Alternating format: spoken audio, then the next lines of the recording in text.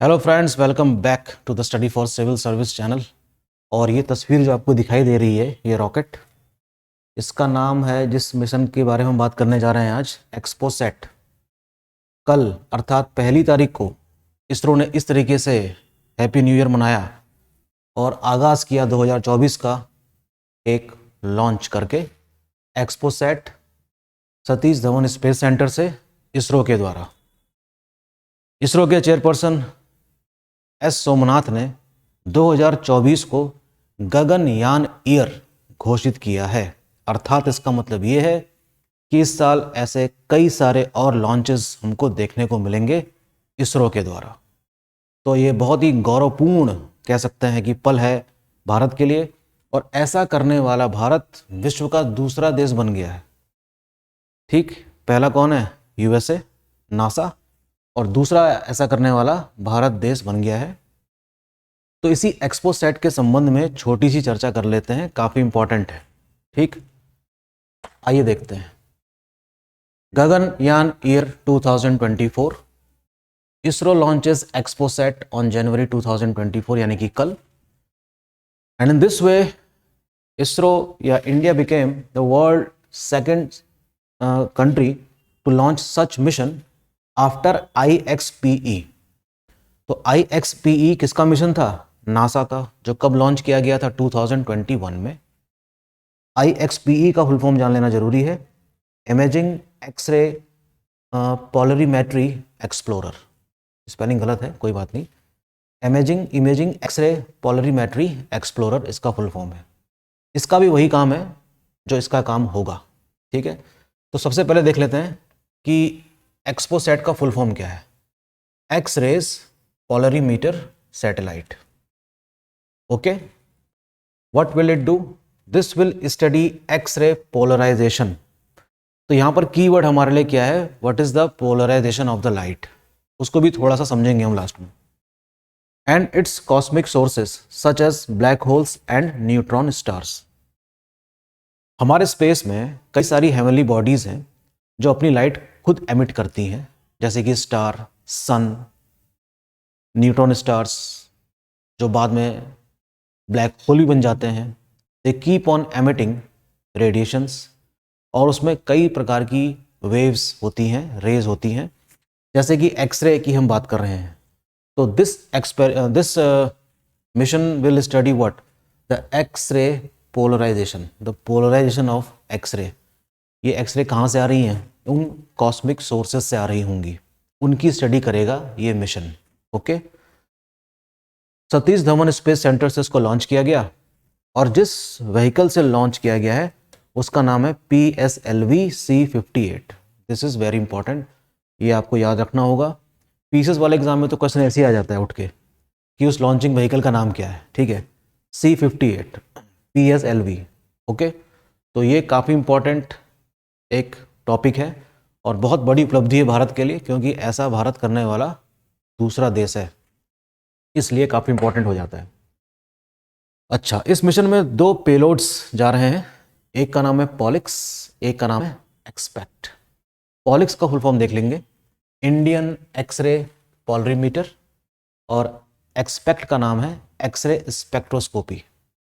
इस टॉपिक को पढ़ते हुए हमारे पास कुछ ऐसे साइंटिफिक टर्म्स आ रहे हैं जिसके बारे में हमें जानना होगा, क्योंकि यूपीएससी का जो साइंस एंड टेक्नोलॉजी वाला पेपर है वहाँ पे यहाँ से कुछ क्वेश्चंस बनने की संभावना रहेगी, या प्री में क्वेश्चन इस तरीके से आ सकते हैं। न्यूट्रॉन स्टार के बारे में आ सकता है, ब्लैक होल के बारे में आ सकता है, पोलराइजेशन ऑफ द लाइट के बारे में आ सकता है, उसकी एप्लीकेशंस के बारे में आ सकता है। आप तो जानते हैं कि यूपीएससी किस तरीके से क्वेश्चन क्रिएट करता है। ठीक है, तो UPSC is a very good creator of A questions, तो कहीं से भी उठा सकता है। और इसी के साथ साथ हमें ये भी पता चलता है कि इन दोनों पेलोड्स को बिल्ड कहाँ पर किया गया है? रमन रिसर्च इंस्टीट्यूट और UR राव सैटेलाइट सेंटर, दोनों ही केंद्र कहाँ पर स्थित हैं? बेंगलोर में। Very important.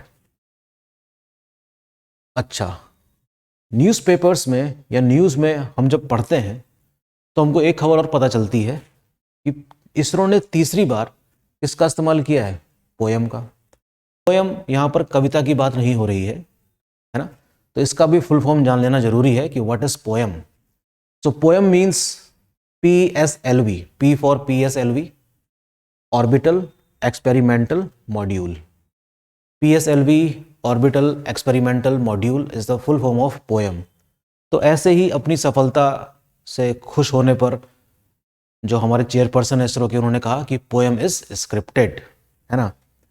तो एस सोमनाथ जो चेयरपर्सन है इसरो के, उन्होंने कह दिया कि पोएम इज स्क्रिप्टेड नाउ। ठीक है, बहुत गौरवपूर्ण पल रहा होगा। ठीक, आगे बढ़ते हैं। XPoSat will become India's third space based observatory. देखिए, ऑब्जर्वेटरी को स्पेस में स्टैब्लिश करना इतना आसान नहीं है, आप जानते हैं इस बात को, लेकिन ऐसा भारत तीसरी बार कर चुका है। इसलिए हमको पता होना चाहिए कि पहली बार कब किया गया था, दूसरी बार कब किया गया, और तीसरी बार तो खैर कल किया ही है।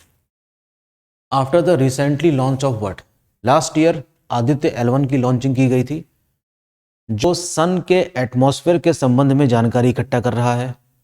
ठीक, 2023 में इसको किया गया था लॉन्च, आपको पता ही है। एक है एस्ट्रोसैट, ये 2015 का है। पहला ये है, दूसरा ये है, और तीसरा क्या है, एक्सपोसैट। एक्सपोसैट का फुल फॉर्म मैंने शायद आपको बताया नहीं, देख लीजिए क्या है। X-rays polarimeter satellite. Okay, X-rays polarimeter satellite. Okay, अब हमको ये जानना जरूरी कि ये करेगा क्या वहां। What XPoSat will do, it will study the polarization of astronomical x-rays. It will study what? The polarization of the astronomical X-rays. Astronomical X-ray से मतलब जो celestial bodies हैं, जो कुछ waves emit करती हैं, जिसमें X-ray भी है, wave, ठीक है ना। आपने विबग्योर सुना ही होगा, और जो बैंड है लाइट का, उन सब के बारे में आपको जानकारी होगी। विबग्योर, अगर हम वायलेट से इस तरफ जाएं तो अल्ट्रा वायलेट आ जाता है, रेड के इस तरफ जाएं तो इंफ्रारेड आ जाता है। हर वेव की अपनी फ्रीक्वेंसी, हर वेव का अपना वेवलेंथ होता है, आपको पता ही होगा। तो उस एस्ट्रोनॉमिकल एक्सरेज के पोलराइजेशन के बारे में ये स्टडी करेगा। ऐसा स्टडी करके मिलेगा क्या, हम कुछ स्पेस के रहस्यों के बारे में जान सकते हैं, यही होगा। To study what, to study astronomical phenomena. Purpose क्या है एक्सपोसैट का, एस्ट्रोनॉमिकल फिनोमेना को अच्छी तरीके से स्टडी करना। ओके, तो हम देख सकते हैं कि कैसे इंडिया अमेरिका के टक्कर में किस तरीके से कंधे से कंधा मिलाकर स्पेस में ऑब्जर्वेटरी स्थापित कर रहा है। वेरी गुड, ठीक, बहुत बड़ी अचीवमेंट है ये। It also study the fluctuations in light from source. जिस सोर्स से लाइट आ रही है उसमें जो फ्लक्चुएशन होता है उसकी भी स्टडी करेगा। It also study the energy radiated by the celestial bodies, अर्थात जो खगोलीय पिंड हैं जो उत्सर्जित करते हैं कई प्रकार की रेडिएशंस, उनकी भी स्टडी करेगा ये मिशन। ओके, एक फैक्ट हमको पढ़ने के दौरान और मिलता है, ये है WESAT, वीसैट। इसका फुल फॉर्म जान लीजिए, विमेन इंजीनियर्ड सैटेलाइट। क्या है इसका full form, women engineered satellite. ये एक नैनो सैटेलाइट है जिसका वजन मात्र 1.4 kg का है, और इसको महिलाओं द्वारा विकसित किया गया है। इसके बारे में भी हम अलग से पढ़ेंगे कि किस प्रकार से एक ऐसे कमिटमेंट के बारे में कि कैसे महिलाओं ने एकत्र होकर इस पर खूब मेहनत करी होगी और इस सैटेलाइट को डेवलप किया होगा। इस सैटेलाइट को डेवलप किया है LBS इंस्टीट्यूट ऑफ टेक्नोलॉजी ने, ठीक है ना, महिलाओं के द्वारा, और इसका फुल फॉर्म है Lal Bahadur Shastri institute of technology, और है कहाँ पर, तिरुवनंतपुरम, केरला में। ठीक है, हमें ये भी जानना होगा कि पोलराइजेशन के एप्लीकेशंस हमारे व्यवहारिक जीवन में कहाँ देखने को मिलते हैं। तो ये देखेंगे LCD डिस्प्ले, ये जैसे मैं स्क्रीन में आपको पढ़ा रहा हूँ, संभवतः ये LCD ही होगा। ये क्या कर रहा है, लाइट का पोलराइजेशन कर रहा है, जिससे कि जो मैं यहाँ पर लिख रहा हूँ बिल्कुल स्पष्ट आपको दिखाई दे रहा है, लाइट इधर उधर जा नहीं रही होगी, इसके अंदर जो भी मैकेनिज्म काम कर रहा होगा। ठीक है ना, LCD, सनग्लासेस, फोटोग्राफी, माइक्रोस्कोप्स में, ऑब्जर्वेटरी में लगने वाले जो बड़े टेलीस्कोप होते हैं, उन सब में इसका एप्लीकेशन है। ओके, तो this is the big application of polarization of the light. आज की बात नहीं है, पोलराइजेशन ऑफ लाइट तो हम कब से पढ़ते आ रहे हैं, बचपन से पढ़ते आ रहे हैं, ठीक है ना। तो अनपोलराइज्ड लाइट को पोलराइज्ड कर दिया जाता है और इस तरीके से हम उसकी एप्लीकेशन इस प्रकार से देखने को मिलती है हमको। तो आपने 11th या 12th क्लास में पढ़ा होगा एक एक्सपेरिमेंट जिसको हम क्या कहते हैं, पोलराइजेशन ऑफ द लाइट। तो मैं आपको एक फिगर दिखाता हूँ, हो सकता है आपको कुछ याद आए।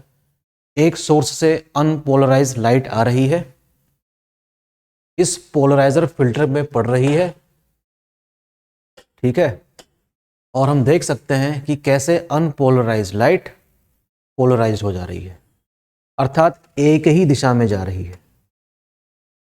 सो this mechanism is called what, the polarization of the light. Okay, तो इस चीज को स्टडी करने के लिए ये मिशन लॉन्च किया गया कल, और इससे संबंधित जितने भी टर्म्स आपने सुने उन सब के बारे में आपको जानना होगा, है ना। स्पेस से संबंधित जो भी शब्द आपने सुने हैं, PSLV, न्यूट्रॉन स्टार्स, एक्सरेज और भी कई सारी चीज़ें, कॉस्मिक सोर्सेस, उसका नाम, लॉन्चिंग व्हीकल का, इन सब के बारे में आपको जानना होगा। और ये मान के चलिए कि ये बहुत ही इंपॉर्टेंट टॉपिक है आने वाले एग्जाम्स के लिए, चाहे वो PCS का हो चाहे फिर UPSC का हो। UPSC खास तौर पे यहाँ से कुछ ना कुछ क्वेश्चन क्रिएट कर सकता है, तो थोड़ा सावधान रहने की ज़रूरत है। ओके, होपफुली आपने ये लेक्चर एंजॉय किया होगा और आप इसको सुनिए, अपने मित्रों को फॉरवर्ड भी कीजिए, ठीक, और जुड़े रहिए स्टडी फॉर सिविल सर्विस के साथ ऐसी ही जानकारी के लिए। Thank you.